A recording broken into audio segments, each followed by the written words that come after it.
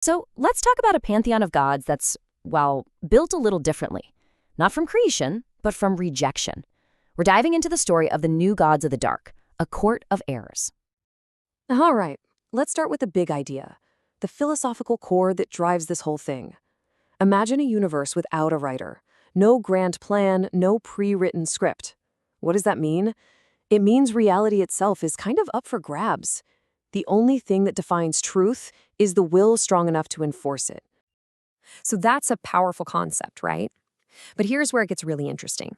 What happens when that strongest will runs into other wills that are just as strong, wills that are just as fundamental to reality? Well, you get a cosmic stalemate. So, picture this. The cosmic Nosferatu gets resurrected. And we're not just talking about some vampire king here. He's a full-on deity of the void. He can literally rewrite the source code of existence. But the moment he's back, he hits a snag. There are two beings he can't unmake, the Twilight Monarch and the Morning Star. They become so woven into the fabric of reality that he can't just hit delete. And you'd think he'd be frustrated, right? But no. Instead, he feels this cold, almost terrifying respect. He sees them as worthy rivals. I mean, think about it. If you're an eternal being, what's the one thing you crave? A challenge? A great game. So this isn't about destruction anymore. It's about finding opponents worthy of his eternal intellect. This brings us to a really big problem for him. A king can't rule alone. A god on a throne is one thing, but to take on two equals? To fight a war over the very meaning of reality? He needs his own court. He needs equals.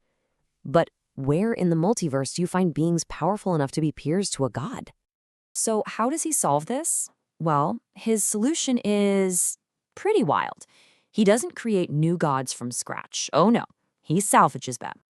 And this is the whole idea behind the Court of Errors. These aren't just minions or servants. They're sovereign beings, each with immense power. And what ties them all together? Their origin. Every single one of them is basically a narrative mistake that's been given divine purpose.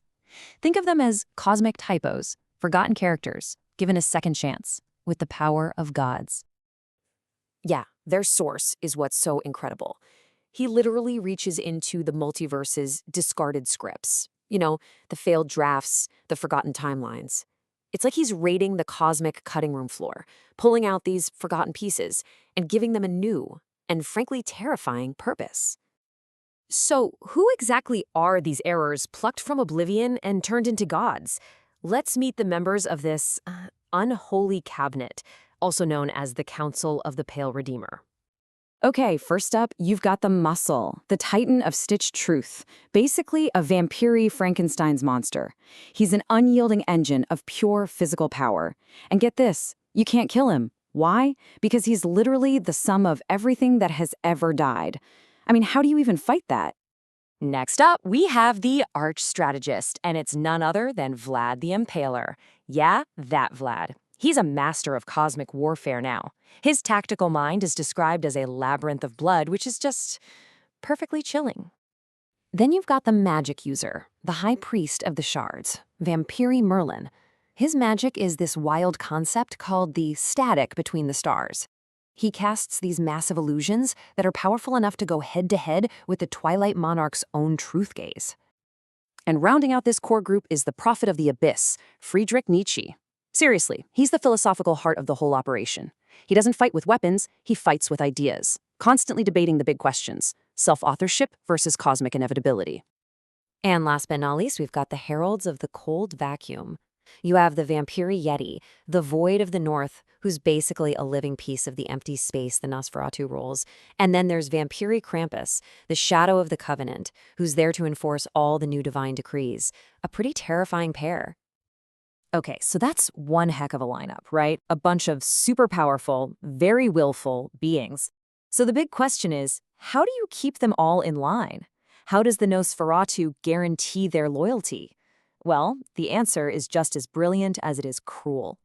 It all begins with an entity called Horologium Malus, the clockwork Mothman. This being was born from pure resentment, just absolutely furious about the power the sisters had.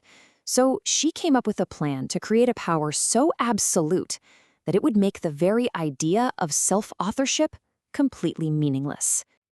And her plan was this thing called cosmic necromancy. And it happened in 3 steps. First, she shatters her own resentful soul. Then, that energy revives the primordial husk of the Nosferatu. And finally, she uses what's left to bind the cord of errors to him. Simple, right? Let's look at the cause and effect here. Horologia Malis shatters her own soul into 7 shards. The very first shard goes into the chest of the primordial Nosferatu and becomes his new heartbeat. So his resurrection isn't just a return to power, it's an act of pure cosmic vengeance, literally powered by her resentment. And this is the genius, terrifying part. The other 6 shards, they're used to bind the court. So these guys aren't just loyal, they're metaphysical extensions of the Nosferatu himself. They're literally tethered to his heartbeat. Their power is his power. Their existence depends on his. It's an absolutely perfect, unbreakable leash. So when you put all these pieces together, what you get is a completely new cosmic order. We've moved way beyond a simple power struggle. This is a fundamental shift in the nature of reality itself. As the saying goes, the war over the past is dead. All that old stuff, the history, the grudges, totally irrelevant. Now, the war over the meaning of existence has begun. They're not fighting for planets or power anymore. They're fighting for the answer to what it all means. And that leaves us with one massive, lingering question, doesn't it? If reality really has no author, if there's no script, is power the only truth? Does might makes right become the one and only law of the cosmos? Is the strongest will really the only thing that matters in the end?